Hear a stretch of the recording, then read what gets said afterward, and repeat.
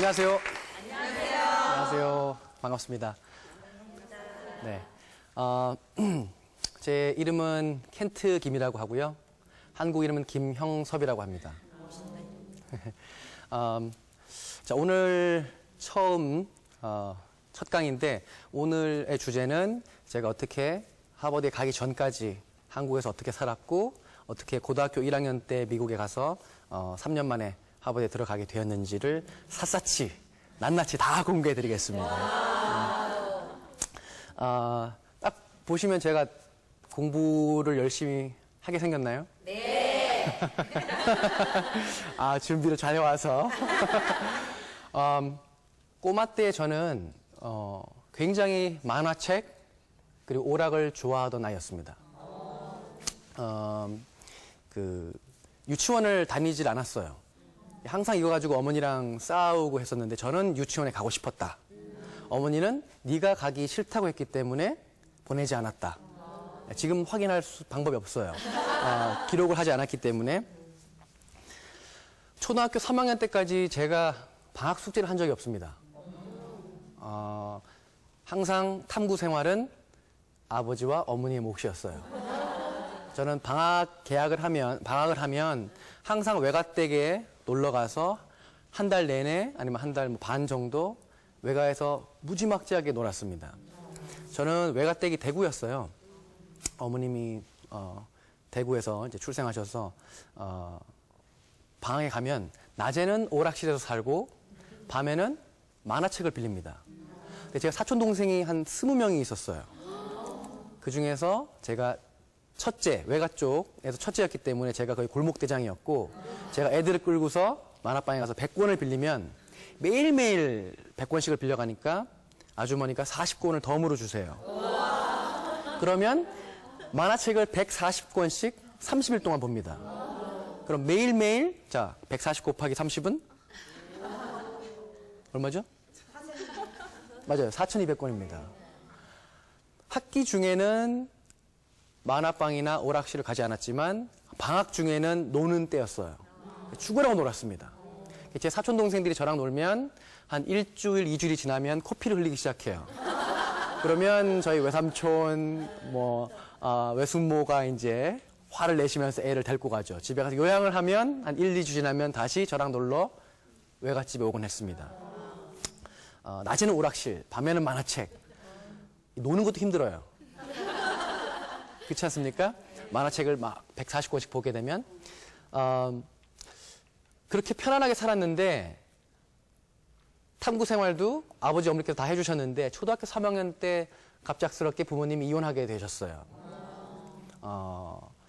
사탕 먹지 말라는 엄마가 사라지셨고 우유도 흰 우유를 먹게 하는 어머니가 싫어서 처음에는 좋았습니다. 처음 1, 2주는 좋았었는데 그 후로 어머니가 굉장히 그리워지더라고요. 엄마 찾아 산만리, 은하철도 999를 보면서 엄마를 되게 그리워했습니다. 부모님은 이혼을 하셨고 어머니는 나이가 40 가까운 나이에 혼자서 토플 공부를 하셨어요. 어머니는 미술 공부를 하셨습니다. 서울 미대를 나오셨고 미술 공부를 하셨고 아버지는 6.25 세대셨어요. 그래서 힘들게 고생을 하셨고 서울대 나온 여자를 꼭 결혼을 해야겠다. 그래서 우리 어머니랑 결혼을 하셨고 40 가까운 나이에 토플 공부하시더니 미국으로 유학을 가시게 된 거예요. 그게 제가 4학년 때 일입니다. 그 당시 제 여동생이 4살. 저 떼자마자 제가 10살. 지금 생각해보면 어머니가 참 대단하신 분이었던 것 같아요. 아이들을 남겨놓고 자기 공부를 위해서 가셨고 매주 일요일마다 엄마한테 전화가 왔습니다. 그게 제 낙이었어요. 제 여동생은 이 아줌마가 누군지 모르는 거예요. 엄마랑 너무 일찍 헤어지다 보니까 그냥 나한테 잘해주는 아줌마. 저희는 친할아버지, 친할머니, 아버지, 저 여동생 그렇게 살게 되었습니다. 그때부터 점점점 내성적이 되어갔어요. 발표를 못하게 되었고 게다가 제가 다녔던 초등학교가 사립초등학교였기 때문에 아이들이 부잣집 애들도 많았고 되게 더 자신감이 사라졌어요. 친척들이 모이면 이제 그러죠. 이렇게 돌리는 말이라도, 너는 그렇게 공부 열심히 안 해도 괜찮아. 뭐 엄마가 없으니까. 그죠? 그리고 언젠가는 아주 친했던 친구가 놀아주질 않아요. 그래서 내가 왜 나를 안 놀아주냐 물어봤더니 대답을 안 해요. 계속 물어봤더니 우리 엄마가 너랑 놀지 말래. 이런 것들이 굉장히 상처가 되면서 다가왔습니다. 점점 더 만화 속의 주인공을 보면서 위안을 받았어요. 만화 속의 주인공들은 고아도 있고 엄마도 없고 힘들고 하지만 포기하지 않는 모습. 만화책 속에서 롤 모델을 찾습니다. 강해져야겠다. 또 하나 이제 느낀 게 초등학교 4학년 때 음악에서 미가 나왔는데 그때 깨달은 게 내가 공부를 못하면 우리 엄마 얼굴에 먹칠을 내가 하는구나를 깨닫게 되었어요. 재미난 거는 엄마가 닥달할 엄마가 없는 거예요. 공부해, 공부해. 라는 엄마가 없는데 스스로 깨달은 겁니다. 내가 공부를 안 하면 사람들은 우리 엄마를 욕하겠지. 그래, 넌 엄마가 없으니까 공부 못해도 괜찮아. 당연히 못하는 거지. 그 말을 듣게 하기가 싫었어요. 우리 엄마한테 그런 말을. 그래서 내 스스로 공부를 하기 시작합니다.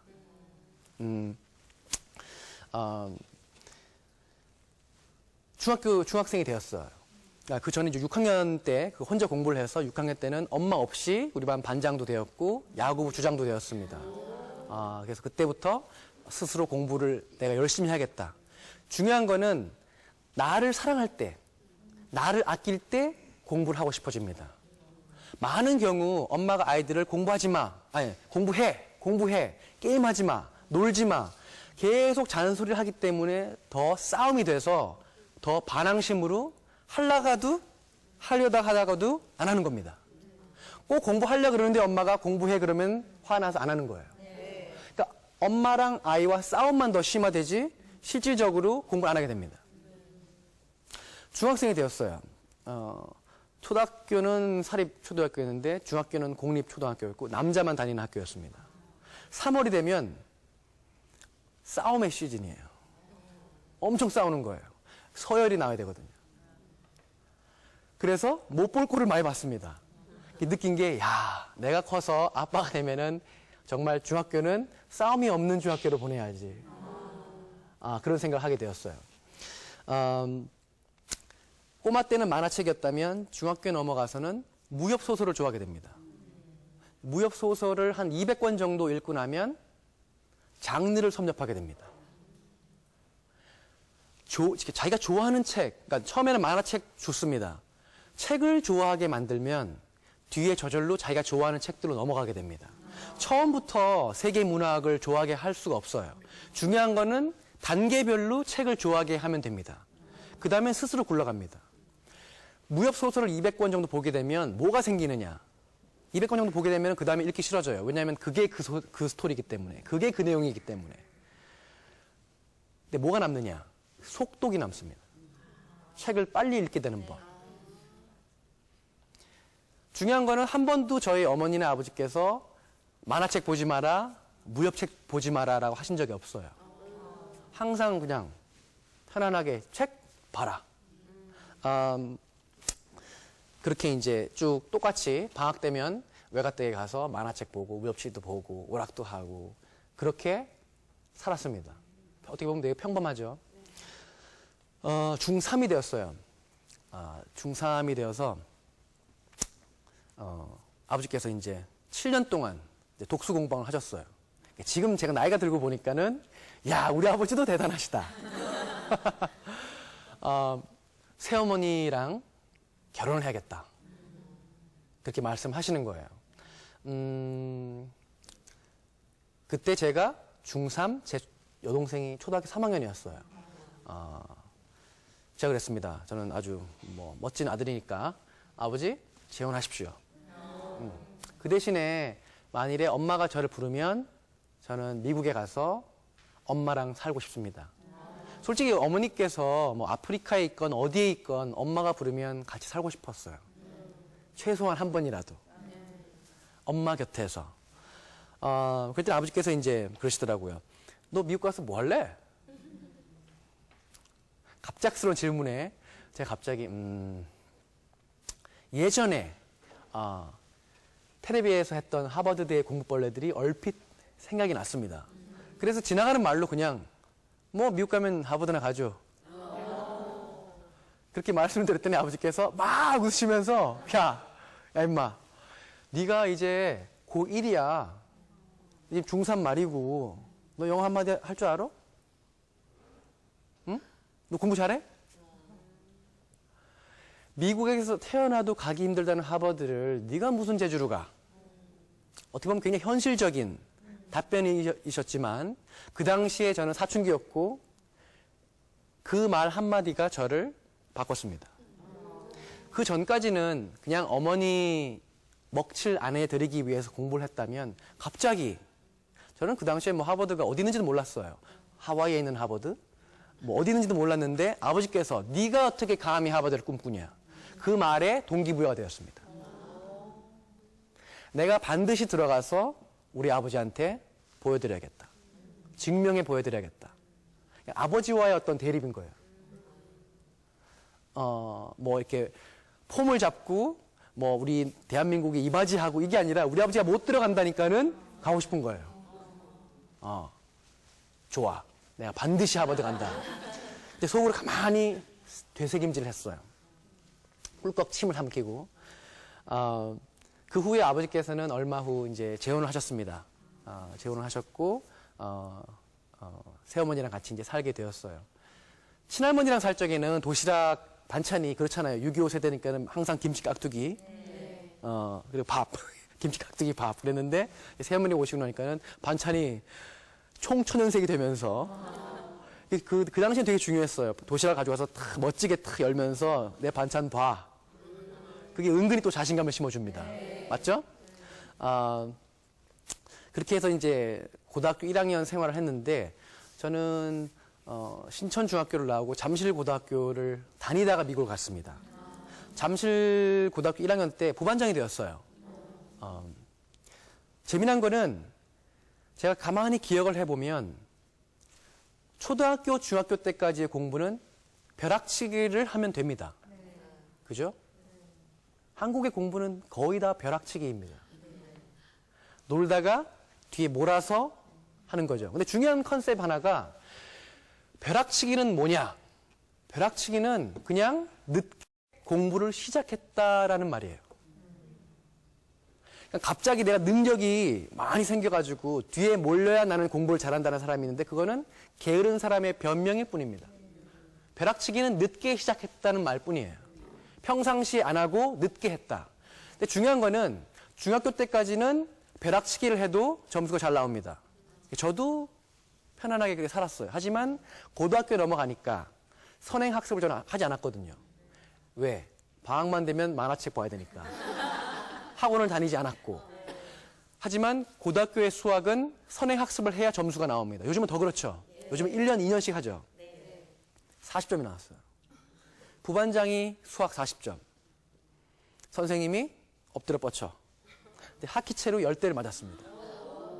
10대를 맞고 나니까 피멍이 생기고 수학이 싫어지기 시작했어요. 중3 때 제 수학 평균이 98점이었습니다. 벼락치기만 해도 가능했었어요. 배운 내용에서 나오는 거니까. 하지만 고등학교 1학년 때는 배우지 않은 내용에서 나오니까는 당연히 틀릴 수밖에 없고 수학이 싫어지기 시작했고 또 40점이 나왔어요. 또 맞았습니다. 두 번째 맞았을 때 드는 생각은 나는 원래 수학을 못하나 봐. 고정관념이 생기게 됩니다. 이게 되게 중요한 거예요.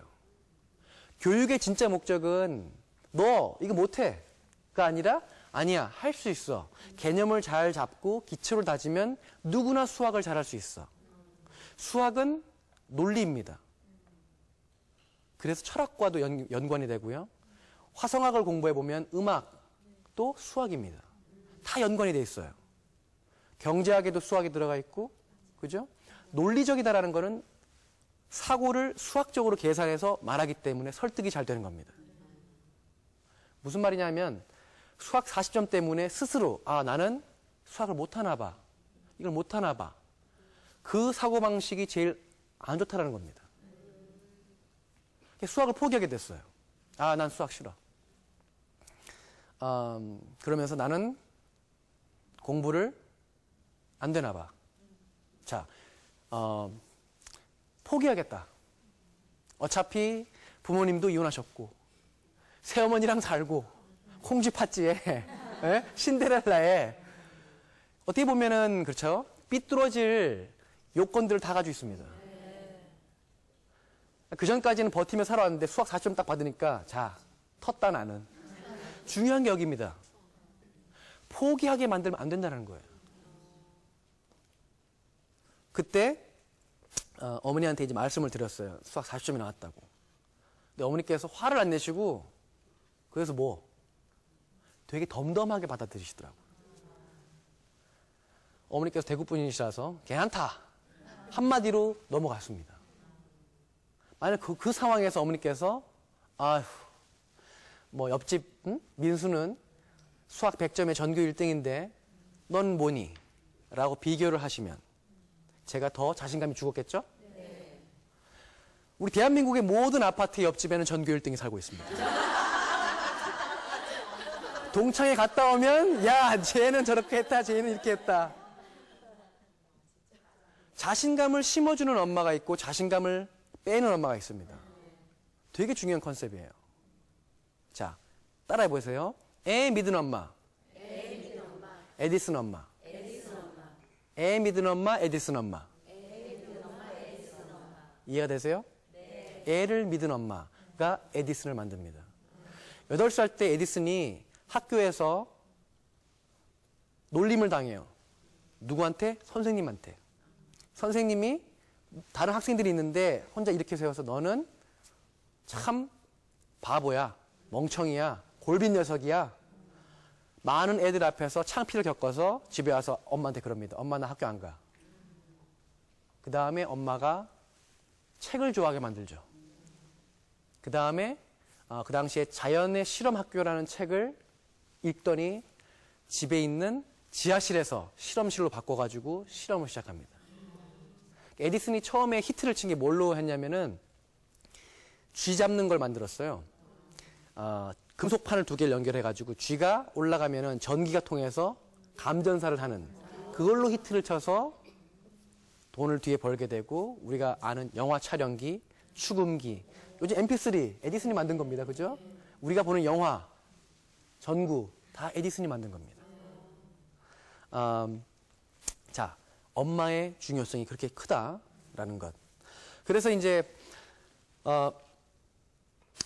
수학도 4점 나오고 포기해야겠다. 나는 공부가 아니다. 이제 그러고 있는데 어머니께서 불렀습니다. 여동생과 같이 미국으로 오너라.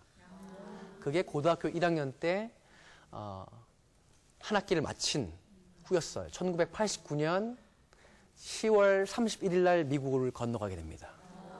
엄마 찾아 산말리로. 그때는 뭐 내가 미국 가서 뭘 해야지, 대학교를 어딜 가야지 아무 개념이 없었어요. 그냥 엄마랑 살러. 처음에 도착을 했는데 흑인들을 보고 너무 무서운 거예요.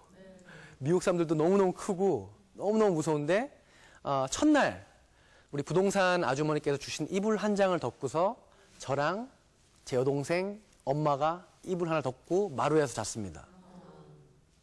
그냥 그 카페트가 있는 마루에서 자는데 지금도 그날 밤을 잊을 수가 없어요. 왜냐하면 너무나도 같이 있고 싶었던 엄마 곁에 있었기 때문에. 제가 생각하기에 정말 행복한 순간은 나에게 따뜻한 말을 해주고 나를 품어주는 엄마와 같이 있는 조그만 방입니다. 100평짜리, 200평짜리 빌라에서 엄마가 땡땡거리는 엄마가 아니라 아무리 조그만 방이라도 우리 엄마가 나를 아껴주고 결국 가족이 있는 방인 것 같아요. 가장 커다란 성공은 우리 바로 옆에 있습니다. 경쟁을 하고 이겨야 되고 닥달하고 그때부터 이제 불행이 시작하게 되죠.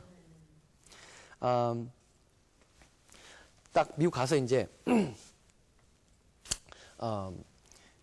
이불을 덮고 자고 이제 일어났죠. 근처에 있는 학교를 갔어요. 학교를 딱 갔는데 고등학교에 담배를 피는 구역이 따로 있어요. 그래서 15살, 16살 되는 어린 여자아이들, 미국 백인 애들이 담배를 피고 있는 거예요. 선생님도 거기서 피고 있고, 그러니까 담배 피는 지역을 따로 놔둔 거예요. 왜냐하면 화장실에서 다 피니까. 되게 놀랐어요. 야, 여기는 다 깡패구나.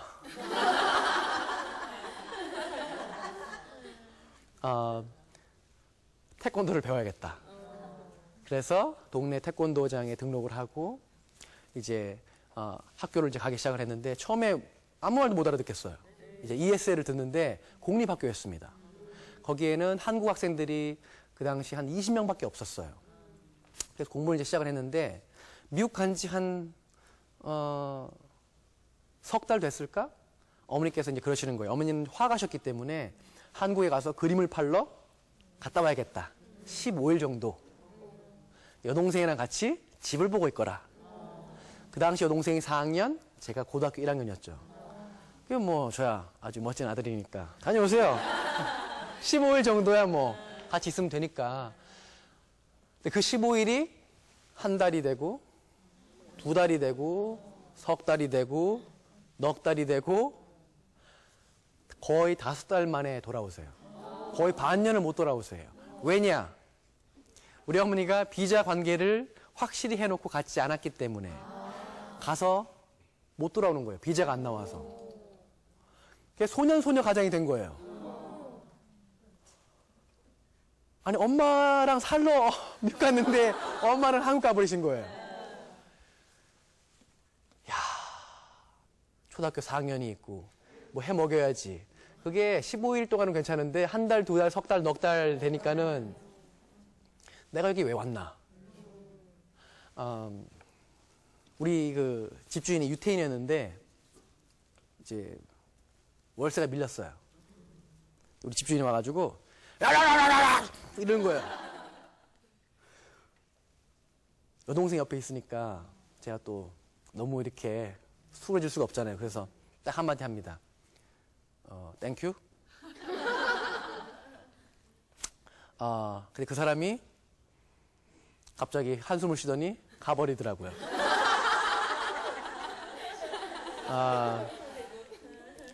전화비도 밀렸어요. 전화국에서 연락이 왔습니다. 그래서 제가 안 되는 영어로 막 하니까는 이제 그분이 그러는 거예요. Is there anyone who can speak better English? Is there anyone who can speak better English? 너희 집에서 너보다 더 영어 잘할 수 있는 사람 있니? 이게 제 앞을 보니까 여동생이 있어요. 여동생한테 네가 봐도 여동생이 이러더라고요. 제가 딱 받은 다음에 그랬습니다. I am best. 우리 집에선 내가 제일 영어 잘한다. 그랬더니 그 전화국 사람이 전화기를 끊더라고요. 그 다음날 우리 집 전화선이 끊겼습니다. 그 뒤에 이제 또 하나씩 알아내서 가서 돈 내고 전화선 다시 잡고 생활고를 겪었어요. 제일 처음에 미국 가서도 어머니랑 한국 가시기 전에 책상을 만들었습니다. 책상 살 돈을 아끼기 위해서. 그러니까 처음 미국 가서 3년 동안 아버지랑 연락을 완전히 끊었어요. 아무 연락이 없었기 때문에 돈을 아껴야 됐었어요. 책상 살 돈으로 나무를 사자. 나무 잘 팔죠. 요즘은 DIY라 그러죠. Do it yourself. 어머니께서 붙잡고 제가 자루를 재고 톱으로 막 썰고 못 박고 합판 얹은 게 제 책상이었습니다. 책장도 엄마랑 같이 만들었습니다. 그래서 그 당시에는 제 친구들을 뭐 많지도 않았지만 집에 부르는 게 너무너무 창피했어요. 그렇잖아요. 책상도 이동식이에요. 이동할 수 있어요. 이렇게 들고서. 근데 지금 생각해 보면 그때가 가장 행복했던 순간입니다. 중고차도 그 당시에 우리 미국 가서 200만 원짜리 중고차를 샀어요. 다 쓰러져 가는 차였는데 어머니께서 이렇게 라이드를 주시잖아요. 그러면 항상 한 10분 멀리 애들 안 보이는 데서 내려서 걸어가곤 했습니다. 왜냐면 꼬마 때는 그게 되게 중요해요. 그죠? 거기서 탁 만약 멋진 차라면은 몇 바퀴 좀 돌 텐데 지금은 그게 다 이제 추억이 되었습니다. 자, 어머니께서 이제 못 돌아오고 계시죠. 여동생 밥해 먹여야 되고요. 같이 밥을 해야 되고요. 여동생 공부를 시켜야 되고요. 빨래도 제가 해야 되고요. 슈퍼마켓에 가려고 하면은 이제 가방 하나 메고서 자전거를 타고 슈퍼마켓에 되게 멀어요 또. 그죠? 가서 우유를 하나 사고 뭐 아침에 먹을 시리얼을 사가지고 오면 여동생이 기다리고 있는 거예요. 세제가 없어가지고 설거지를 못해서 냄새가 막 나다가 세제를 해가지고 막 설거지를 하니까는 너무 기쁜 거예요. 이야, 성공했다. 정말 행복하다. 세제 하나로 행복감을 느꼈고요. 우유 한 통으로 일주일 동안 여동생이랑 아침에 먹을 음식이 생기니까 행복했습니다. 그때 너무너무 힘들어가지고 고등학교 1학년이었는데 내가 진짜 여기 와서 왜 이 고생을 하나. 왜 이 먼 미국 땅에 와서 소년소녀 가장을 하고 외국 사람들한테 소리 듣고 한 번은 여동생이랑 둘이서 같이 이제 택시를 타고서 슈퍼마켓을 갔는데 우리 어머니의 크레딧 카드가 한도 초과가 돼가지고 안 되는 거예요. 그랬더니 이 캐셔가 경찰을 불렀어요. 그래서 저랑 둘이서 이제 딱 서 있고 경찰이 온 거예요. 이야, 큰일 났다. 이거 불법인데 둘이 18살이 안 되는 애들이 둘이 살면 불법이잖아요. 이 추방당하나? 걱정, 조바심. 근데 그때 마침 우리 한국 한 어머님이 거기 계셨고 경찰한테 설명을 해준 거예요. 쟤네들은 뭐 훔칠 애들이 아니고 우리 학교 다니는 애들이다. 근데 아마 한도 초과가 돼서 안 될 거다. 그래서 그때 조사를 안 받았습니다. 그렇게 해서 이제 위기를 모면하기도 했죠. 엄마가 왜 그렇게 더 보고 싶은지, 왜 내가 이 고생을 하는지. 그래서 여동생한테 오빠 살기 싫다. 살기 힘들다. 라고 하면서 나는 멀리 갈 거야, 오빠는. 난 떠날 거야. 라고 말하니까 여동생이 되게 겁이 난 거예요. 어느 날 밤에 있는데 카드가 방 밑으로, 문 밑으로 이렇게 쭉 들어오는 거예요. 여동생이 넣는 거예요. 뭔가 하고 딱 봤더니 이 초등학교 4학년짜리가 글을 쓴 거예요. 오빠야, 죽지 마. 사랑해. 제가 그걸 보고서 많이 울고, 못 죽겠네. 살아야겠네. 여동생을 봐서라도 다시 힘을 내기 시작합니다. 그 5개월이 지나서 이제, 어머니가 오시게 됐는데, 어머니가 오시기 전에 저 옆집 미국 할머니께서 제가 이제 가방 들고 댕기고, 그 모습을 보신 거예요. 그래서 그 할머니께서 우리 어머니가 없다는 걸 아시게 되고, 그 뒤부터 라이드를 해주십니다. 슈퍼마켓도 같이 가주시고, 그 아드님이 한국 여기 군대로 와 계셨기 때문에, 한국에 대해서 되게 좋은 감정을 가지고 계셨고, 저희 어머니 같은, 저희 할머니 같은 분이 되신 거예요. 그분의 사랑을 참 많이 받았습니다. 5개월 후에 이제 어머니께서 돌아오셨어요. 너무너무 반가운 거예요. 우리 어머니 드디어 오셨다. 제가 너무 신이 나가지고 된장찌개도 끓이고, 제가 그동안 5개월 동안 그 요리 실력이 많이 늘었겠죠? 어머니 밥도 해드리는 거예요. 드시라고. 그 5개월 동안 제가 꼬마에서 어른이 된 거예요. 어머니 막 맛보시고, 제가 빨래까지 해드리니까 엄마가, 야, 우리 아들 빨래는 네 담당이야. 그래서 고등학교 4년 내내 엄마 빤스를 제가 빨았습니다. 빨래는 제 담당이니까. 여러분이 하버드를 보내고 싶으시면 애들한테 여러분 빨래를 맡기시면 됩니다. 저는 대학교 갈 때 너무 행복했던 게 이제 내 빨래만 해도 되는구나. 이해되세요? 저는 빨래 빨고 밥 해 먹고 공부도 하고 여동생 잔소리도 해야 되고, 그죠? 멀티태스킹을 했습니다. 중요한 게 뭐냐면 공부만 하는 것이 아니라 여러 가지 하다 보니까는 더 집중을 잘하게 된 거예요. 그리고 어머니는 어머니의 일을 열심히 하셨습니다. 그러니까 너 공부해! 잔소리할 시간에 어머니는 엄마의 일을 하셨어요. 엄마를 보면서 야, 어머니도 저렇게 열심히 우리 먹여 살리려고 노력하는 모습, 열심히 뛰는 모습을 볼 때 따로 잔소리를 할 필요가 없는 거예요. 또 하나, 여러분 어머님께서 이제 성적표가 나왔어요. 그러면 막 화가 나, 막 울컥 치밀어 올라.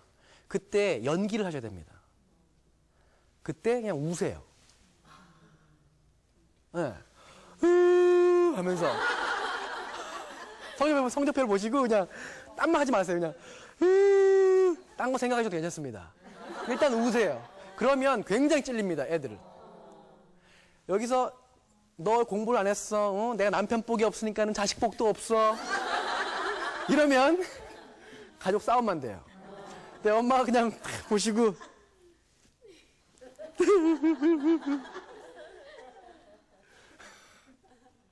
그러면 굉장히 미안하고요. 아, 내가 열심히 해야겠다. 그러니까 중요한 거는 열심히 해야겠다라는 생각과 행동을 끌어내면 엄마는 이기는 겁니다. 굳이 그 자리에서 너 왜 이렇게 했어? 응? 싸울 필요가 없어요. 현명하지 않은 엄마들은 서로 싸우고 상처내고 골파고 하지만 똑똑한 엄마는 연기 연습을 하고요. 심리를 움직입니다. 마음에 침을 놓을 줄 압니다. 우세요 그냥. 딴 거 필요 없어요. 여자는 눈물이 제일 강하다.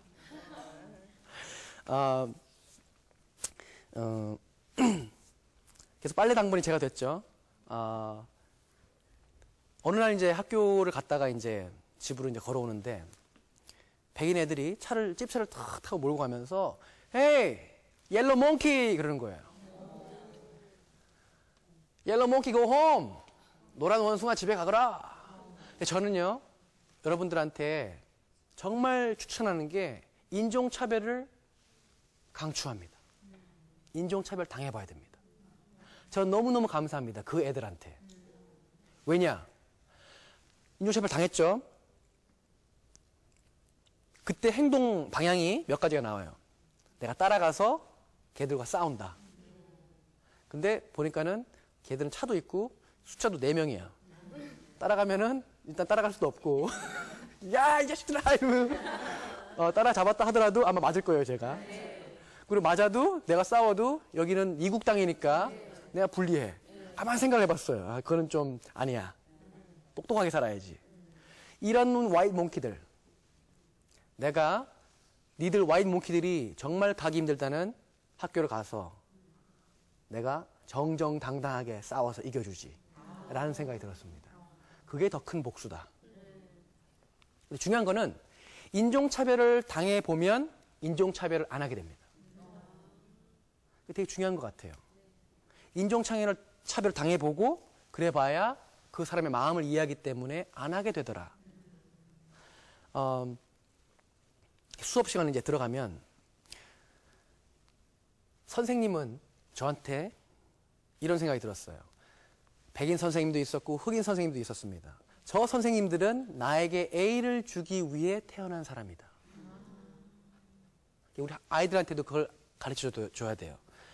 선생님은 너에게 A를 주기 위해 태어나서 존재하는 사람들이다. 저의 고객은 선생님이었습니다. 나의 고객은 선생님이다. 그러면 다른 백인들 다 필요 없고 일단 학교에 가면은 손부터 들어요. 손. 탁 들고 나서 떠 항상 떠들어요. 가끔씩 나도 내가 무슨 말 하는지 모르겠어요. 그죠? 발음도 안 좋고 하지만 일단 용기를 내서 들고 얘기를 합니다. 그럼 보세요, 여러분. 우리 한국 여러분 다 선생님입니다. 여러분이 선생님인데 전학을 왔어요. 예를 들면 방글라데시에서 전학을 왔어요. 우리는 모르는. 왜냐하면 미국 사람들한테 한국은 방글라데시나 파키스탄이나 그죠? 알려지지 않은 나라의 사람입니다. 맞죠? 맞아요. 그죠? 근데 그 애가 어눌하게 한국어를 배워가지고 내가 가르치는 과목에 항상 발표하는 거예요. 사랑이 가겠습니까? 안 가겠습니까? 갑니다. 사람은 인종이 흰색이건 빨간색이건 파란색이건 다 필요 없어요. 인간은 감동시키면 점수가 나옵니다. 그래서 항상 손들고 발표하고 숙제를 주면 보통 10장 주면은 저는 항상 더블 20장, 15장. 그리고 표지부터 달랐어요. 보통 애들은 제목, 이름 쓰면 저는 제목, 이름 플러스 거기다가 색연필 가지고 그림을 그립니다. 선생님이 항상 제 숙제를 들면 표지에서 벌써 2분을 잡아먹어요.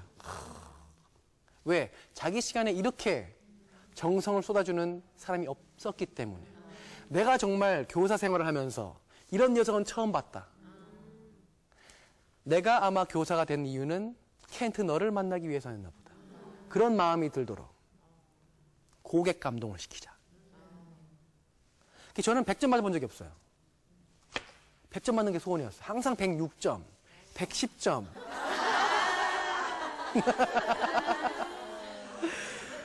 그래서 제가 왕따였습니다. 백인 애들이 저를 너무너무 싫어했어요. 왜냐하면 항상 선생님한테 엑스트라 크레딧, 더 점수 받는 거. 그죠? 학교 끝나면 항상 달려가 선생님, 왜? 완전 가정, 개인 교습이에요. 가서 물어보고, 그러면서 나 A 좋아한다 그러고.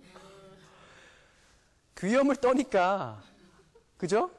가르쳐 주게 되고, 더 알려주게 되고. 한 선생님은, 흑인 선생님이 계셨는데, 인종차별 좀 하셨어요. 화가 났어요. 그래서 못되게 굴까? 하다가, 진짜 복수는 나한테 A를 주는 것이다. 나를 사랑하게 만드는 것이다. 처음엔 나를 싫어했지만, 한 학기가 지났을 때는 저를 사랑하게 만들어버렸습니다. 공부는 뭐냐? 결국 교수님, 선생님을 감동시키는 겁니다. 그러니까 한국에서의 초등학교, 중학교 공부는 되게 단순한 암기 활동에 불과합니다. 하지만 그걸 넘어서면 대학교에 가게 되면 교수님, 맞죠? 대학원을 가거나 사회생활을 나오면 결국 우리의 보스, 팀장님, 그죠? 사회에 나오면 팀장님이 내 고객이 되는 겁니다. 팀장님을 감동시키고 고객을 감동시키면 그 사람은 성공하기 싫어도 성공하게 됩니다. 고객 감동의 원리를 일찍 깨달았습니다. 그래서 이제 영어 시간에 이렇게 공부를 하고 선생님이 항상 그러죠. 제 숙제를 탁 들고 애들한테 야 얘는 한국에서 온 지 2달밖에 안 됐어. 그런데 이렇게 열심히 하는데 너희들은 뭘 하니? 당연히 미국 애들이 싫어하겠죠 저를. 이렇게 왕따였습니다. 친구들이 없었어요. 태권도 하고 그때 이제 전 하버드를 가야 되니까 종이에 썼습니다. 내가 가야 할 하버드. 왜? 우리 아버지한테 보여주기 위해서. 제일 중요한 컨셉 또 하나 알려드릴게요. 내가 갖고 있는 꿈은 기록되어야 됩니다. 기록되어서 매일 봐야 됩니다.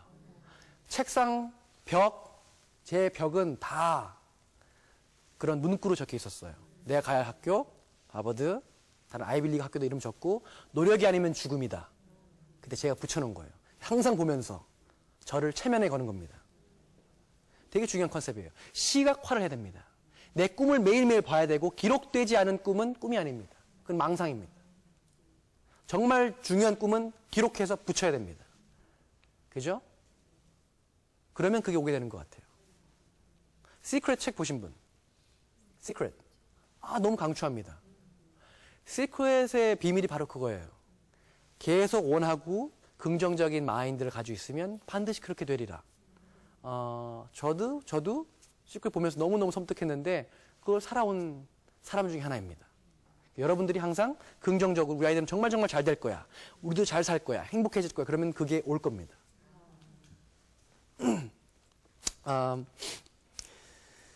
저희 어머니께서 어느 날 저희 어머니는 제가 몇 학년인지 잘 모르셨어요.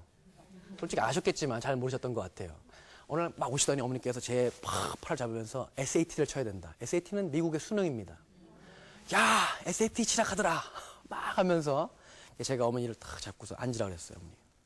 자, 숨을 다시 크게. 어머니 나 그 시험 1년 전에 쳤어.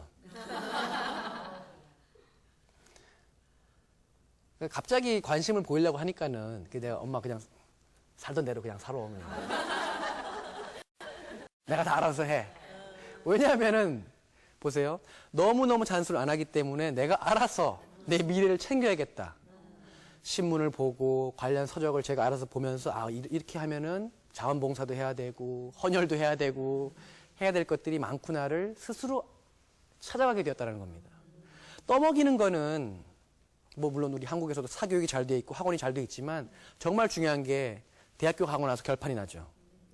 떠먹이는 공부는 떠먹여 주지 않으면 효과가 나지 않습니다. 정말 중요한 거는 자기 스스로가 공부에 미치고 공부가 좋고 그렇게 될 때 만들어집니다. 그 우리 어머니께서 독특한 영어를 하셨어요. 우리 어머니의 영어는 윤호 영어입니다. 윤호. 일단 윤호를 띄워요. 윤호. Hello, 윤호. My name is 강자리 윤호. Come to Korea, 윤호. Korea, good, 윤호. 한 20분을 얘기를 하면 15분이 윤호예요. 저는 너무 신기한 게 어머니의 얘기를 듣고 이해하는 미국 사람들이 더 진짜 이해를 하나? 어머니께서 미술을 하셨는데 이제 그래서 미술 인맥이 되게 좋으셨어요. 이제 재미난 게 40 넘은 나이에 이제 미국 가셔가지고 활동을 하시면서 그 당시에 백남준 선생님도 어머니 덕분에 만나게 되었고요. 뉴욕 타임즈의 편집장도 어머니 덕분에 만나게 되었고요. 뉴욕의 미술 평론가들도 어머니 덕분에 만나게 되었습니다. 우리 어머니는 그 윤호 영어로 이 사람들이랑 영어를 너무너무 유창하게 하시는 거예요. 그래서 저는 보면서 난 무슨 말인지 모르겠어요, 엄마가. 근데 이 사람은 yeah, 강자리, yeah 하면서 용기를 얻게 되었습니다. 야, 저 영어로 뉴욕을 후비고 다니네, 우리 어머니가. 전혀 꿀리지도 않고 당당하게. 야, 좋아. 1998년도에 영화배우 안소니 퀸을 한국에 초대했습니다. 어머니께서. 6년이 걸렸어요. 처음에 어머니가 이제 전화를 했습니다. 안소니 퀸 비서한테. 안소니 퀸은 원래 작가였어요. 굉장히 가난했던 사람입니다. 먹고 살기 위해서 헐리우드의 영화 배우들한테 초상화를 그려주고 돈을 벌기도 했고요. 굉장히 가난했던 사람인데 그림을 그리면서 연명을 하다가 뒤에 영화 배우가 된 거였습니다. 전화를 해서 You know, my name is 강잘리, you know. I want to speak to Anthony Quinn, you know. 비서가 끊죠? 한 달, 두 달 하니까는 자, 네가 딜해. 그래서 안소니 퀸을 바꿔준 거예요. 안소니 퀸 받았습니다. You know, my name is 강잘리, you know. Come to Korea, you know. Korea good, you know. 결국에 만난 거예요. 야, 끈기가 대단하시네. 어머니 덕분에 안소니 퀸 집에도 놀러 가서 얘기도 나누게 되었습니다. 그때 한국 오셨을 때 나이가 83세였어요. 전시회를 여기서 하고 돌아가셔서 이제 얼마 후에 돌아가셨지만은 어머니의 용기 덕분에 저는 고등학교 때 참 많은 리더들을 만날 수 있게 되었습니다. 어머니의 용기. 용기는 용의 기운입니다. 영어로는 드래곤 파워. 저는 어머니한테 용기를 상속받았습니다. 어머니가 용기 있게 얘기하는 모습. 어떤 백인, 어떤 흑인이건 당당하게 이야기하는 모습. 무엇을 상속시키겠습니까? 엄마의 존재가 그렇게 큰 것 같아요. 제가 하버드에 가게 된 거는 아버지께서 동기 유발을 시켰죠. 네가 임마 어떻게 하버드를 가? 우리 어머니는 네가 하버드를 왜 못 가? 네가 뭘 못해? 여러분 중요한 건 하버드가 아닙니다. 여러분의 아이들한테 용기를 심어주는 겁니다. 자신감을 심어주는 겁니다. 세상 사람들 모두가 하버드에 갈 수 없고요. 세상 사람들 모두가 서울대에 갈 수 없습니다. 또 중요한 거는 하버드 졸업한다고 다 성공하는 건 아니고요. 서울대 나온다고 다 성공하는 거 아닙니다. 그죠? 오히려 보면은 공부 안 하는 애들이 더 성공 잘하는 경우도 있고요. 왜냐하면 책 공부와 돈 공부는 별개입니다. 속 썩이던 녀석이 갑자기 떼부자가 돼가지고 효도하고. 중요한 거는 이거 같아요. 기왕이면 다홍치마다 뭐 애가 공부도 잘하고 떼부자 되면 좋겠지만 그렇게 안 될 수도 있다는 겁니다. 중요한 것은 어머니께서 끊임없는 믿음이 필요합니다. 끊임없는 믿음. 나는 네가 정말 정말 잘 될 걸 알아. 공부 좀 못해도 괜찮아. 행복하게, 건강하게. 그런 마음을 갖고 있으면은 자기가 하고 싶으면 공부를 할 것이고, 그죠? 길이 여러 가지가 있다는 겁니다. 근데 우리 한국은 너무 길이 몇 가지밖에 없다라는 거예요. 거기에 맞추려고 하다 보니까는 많은 불화가 생기고, 결국 가서는 아이들이 자기 갈 길 찾아갑니다. 아빠 때문에, 엄마 때문에 의대를 갔지만 정말 안 맞아서 어떤 경우는 아버지가 돌아가신 후에야 전과를 하고 바꾸는 경우도 봅니다. 결국 뭐냐면 우리가 유교적인 사회에 살고 있기 때문에 부모님의 욕심을 애들한테 전가시키고 애들은 그 욕심에 맞춰서 끼워 맞추려고 하다가 스트레스 받고 결국 결과도 안 좋다라는 거예요. 결국 끝에 가서는 지가 갑니다. 그리고 자기가 인정받고 싶은 길 갑니다. 한국에서 보면은 굴지의 회장님 아이들이 커서 배우가 되기도 하고요. 많습니다. 그죠? 서포트를 좀 해주고 격려해주고 믿어주면은 더 잘 될 텐데. 왜냐면 자기가 하고 싶은 거는 자기가 따라가는 것 같아요.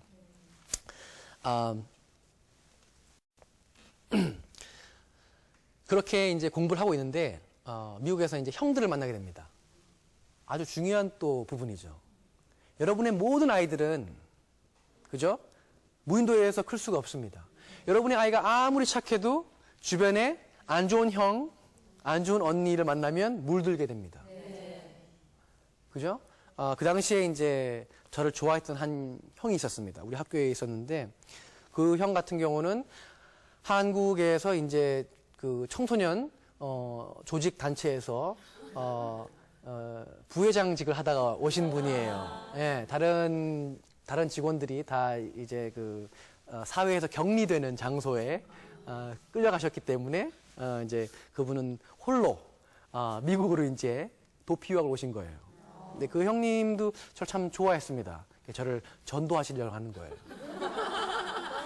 내가 걸었던 어둠의 길을 네가 듣고 우리가 어떻게 가출을 했었고 어떻게 싸움을 했었고 어떻게 술 담배를 일찍 시작해서 일찍 중독되었는지를 저한테 전파하시는 거예요. 근데 가만히 생각해 보면 제가 망가질 거였다면 예전에 망가지면 되지 않습니까? 그러니까 형이 불러서 소주를 마셔라, 담배를 펴봐라 하는데 솔직히 형은 그럴 수 있어요. 왜? 집에 돈도 많고 부자고 이미. 하지만 나는 우리 집에서 내가 쓰러지면 다 쓰러지는 거예요. 집에는 여동생 혼자 기다리고 있고, 그죠? 둘이 집을 봐야 되고. 난 못해, 형. 중요한 것은 이거였습니다. 정말 자기를 사랑하는 사람은요, 술 많이 안 마십니다. 정말 자기를 사랑하면요, 담배 안 피웁니다. 저는 저를 너무너무 사랑하게 되었어요. 왜냐하면 우리 엄마를 보면서. 우리 엄마가 저렇게 고생하는데 내가 더 열심히 노력을 해야지. 형, 난 못 피워. 술도 못 마셔. 원래 술도 잘 못 마시지만. 때가 있는 것 같아요. 그러니까 굳이 일찍 시작할 필요가 없다는 겁니다. 사회에 나오면 한국에 그죠 오면은 많이 마셔야 되고요. 정말 힘들어요. 근데 그때 또 다른 불의의 형을 만났습니다. 이 형들은 그 당시에 MIT를 다녔던 대철이 형님이 계셨고, 콜롬비아를 다녔던 상현이 형님이 계셨고, 코넬을 다녔던 정희 형님이 계셨어요. 똑같은 나이였는데 한 형님은 어둠의 길을 걸었던 형님이고, 이 세 명은 밝은 길을 걸으신 분이에요. 근데 이 형님들을 보면서 제 롤 모델을 정하게 되었습니다. 야, 저 형님들은 정말 공부도 많이 하고 놀기도 잘 놀고 그때 우리 뭐 놀아봤자 볼링이었지만 좋은 영향을 많이 받았습니다. 결국 뭐냐? 맹모 삼천의 핵심은 좋은 학교의 핵심은 사람입니다. 우리 아이 옆에 좋은 사람이 있으면 계속 더 좋게 되는 것 같아요. 그래서 그 형님들과 같이 어울리면서 일찍 더 공부하게 되고 정말 아이빌리그 가서 공부 한번 해보고 싶다. 왜냐하면 그때까지는 아이빌리그 다니는 사람들을 만난 적이 없었어요. 아이빌리그를 다니는 사람들 만나보니까 더 현실적이 되는 겁니다. 제가 지금 한국에서 많이 강연을 하고 많은 아이들을 만나고 어머님들을 만나는 이유는 바로 그 때문입니다. 더 많이 만나서 하버드가 멀리 있는 게 아니라 하버드를 나도 갈 수 있겠다. 그거를 많이 전파하고 싶은 겁니다. 저 먼 나라 이야기가 아니라 우리도 갈 수 있다. 꼭 하버드가 아니라도 괜찮다.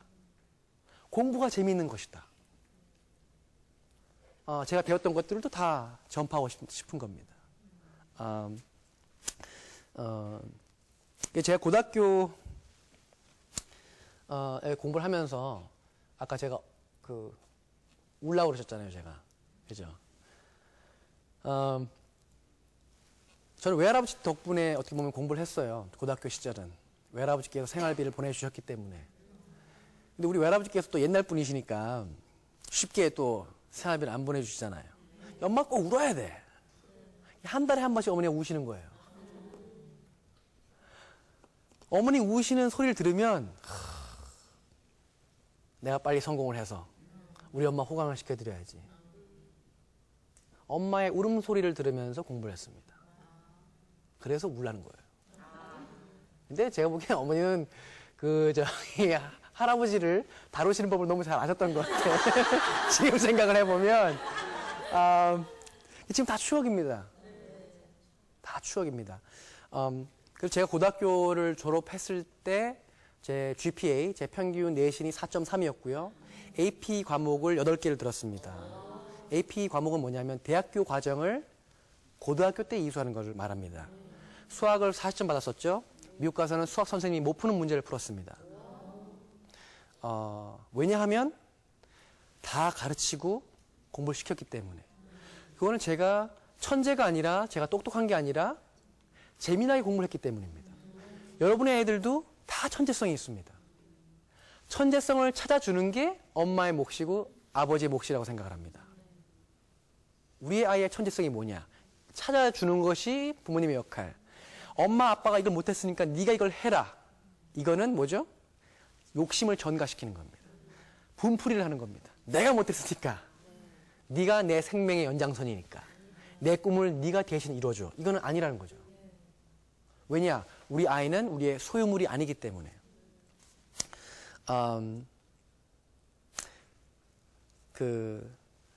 어머니께서 그렇게 저한테 용기를 많이 주셨던 어머니께서 2002년도 월드컵 때 2월 달에 저희 어머니 암을 발견했습니다. 네, 담낭암이셨고요. 그 당시에 병원 선생님이 그러셨어요. 6개월 남았습니다.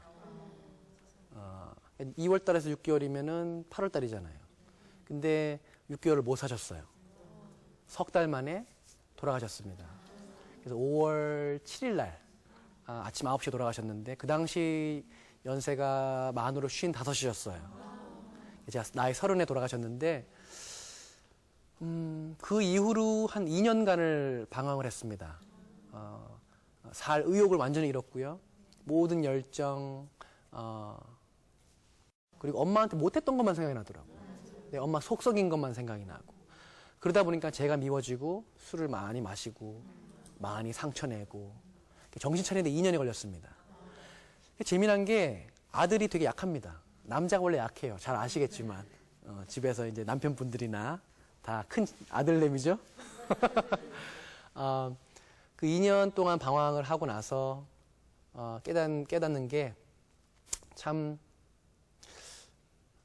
한편으로는 원망도 했습니다. 왜 우리 엄마가 일찍 돌아가셨을까? 왜 엄마를 일찍 데리고 가셨을까? 하나님이. 근데 지금은 그래요. 제 나이 30살까지 허락해 주셔서 감사합니다. 그리고 부모님이 있었다는 거. 이혼하셨지만 계셨다는 거. 너무너무 감사합니다. 왜냐하면 고아원을 가서 제가 강연을 하고 소년원에 가서 강연을 하면 정말 저보다 더 힘든 더 어려운 상황에 처해 있는 애들도 굉장히 많더라고요. 그 애들을 보면서 난 정말 큰 복을 받았구나. 그래서 겸손을 배웠고 감사함을 배웠습니다. 제 나이 30살까지 허락해 주셔서 너무 감사하고 지금은 우리가 웃으면서 얘기할 수 있고 우리 어머니랑도 오늘 같이 왔죠. 제가 가는 곳에 항상 우리 엄마랑 같이 갑니다. 그래서 많은 한국의 엄마들을 만나고 많은 한국의 아이들을 만나서 언제까지 제가 강연을 할지 모르겠지만 그 순간까지는 최대한 많이 우리 엄마가 가르쳐줬던 거, 용기, 그리고 열정, 그런 것들 많이 알려드리고 싶어요. 그래서 오늘 이렇게 나오게 됐죠. 어머니가 돌아가시면, 어머니를 묻으면 전원이 뽑히는 느낌이 듭니다. 그리고 세상이 정말 냉정하다는 걸 깨닫게 됩니다. 엄마가 얼마나 커다란 바람막이였는지를 깨닫게 됩니다. 하지만 그 순간부터 강해지는 것 같아요. 무슨 말이냐면 정말 여러분들의 자녀가 멋지게 되는 모습을 여러분들은 이 땅에서는 못 봅니다. 하늘나라에서 보시게 될 겁니다. 왜냐하면 엄마를 잃고 나야 커다란 깨달음을 얻는 것 같습니다. 엄마를 잃고 나서야 엄마가 정말 소중했구나. 그걸 깨닫게 되는 것 같습니다.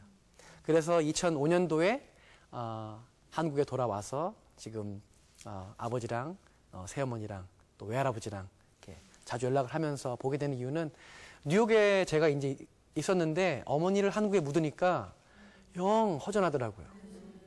여동생은 뉴욕에 있지만 저는 한국에 돌아와서 어머니 산소도 자주 가고 산소 가면 항상 엄마 안아드립니다. 큰 성공은 하버드 입학 그게 아닌 것 같아요.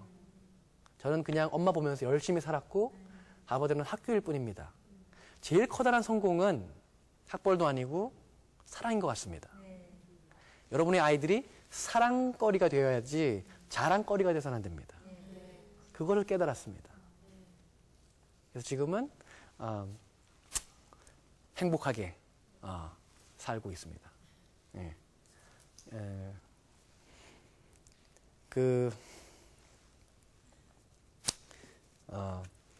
처음에는 제가 알고 있는 모든 그죠? 깨달음들, 하버드에서 얻었던 지식들, 지혜들을 내가 왜 사람들한테 알려줘야지? 라는 생각을 했습니다. 이건 다 내 거야. 다 내 거고 내가 아는 비밀들이고 그냥 나만 성공하면 돼. 굉장히 이기적이었습니다. 근데 어머니를 묻고 나니까 어차피 하나님이 부르면 내가 죽으면 다 놓고 가는 거구나. 그렇다면 다 쓰고 가야겠다. 내가 아는 거 다 주고 가야겠다. 그때부터 처음에는 교회에서 간증으로 시작해서 그 다음에 교회에서 아이들한테 그러다 보니까는 학부형님들 아이들한테 많이 만나서 이렇게 이야기를 나누게 된 겁니다. 결국 그런 것 같아요. 공부를 하는 이유는 많이 나눠주기 위해서입니다. 많이 주기 위해서인 것 같아요. 그래서 10대는 열심히 노력을 해서 뭔가를 쌓고 20대에는 숙성을 시키고 30대부터는 푸는 시기인 것 같습니다. 그러면 이 첫 강에서는 제가 어떻게 꼬마 시절부터 공부를 해서 중학교, 고등학교를 거쳐서 미국에 가게 되었는지, 그리고 부모님의 역할은 어떻게 되셨는지, 아버지와 어머니의 이야기를 했고요. 다음 강의에서는 이제 하버드에 들어가고 나서 그 다음에 펼쳐지는 모습들을 재밌게 또 해드리겠습니다. 감사합니다.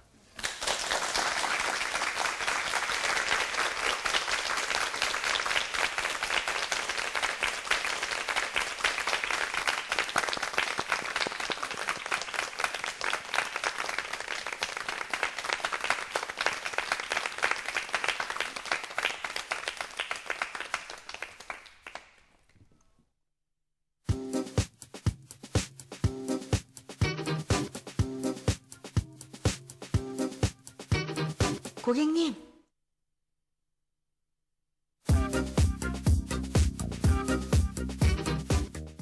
아세요? 요즘 뜨는 시리얼? 요간 통곡물을 똘똘 뭉친 그래놀라에 새콤한 크랜베리, 고소한 아몬드까지. 완전 맛있다. 맛있는 버라이어티? 포스트 그래놀라. Just let me take you there. We got to take it there. 라세티 그 두 번째 유혹. Absolute style. Lassetti Premier Blue and Black. 남편 챙기랴 애들 돌보랴 3 응? 3 뭐? 대한민국 아줌마 아무나 하나. 어디? 엄마는 슈퍼맨 SO니까 SO일.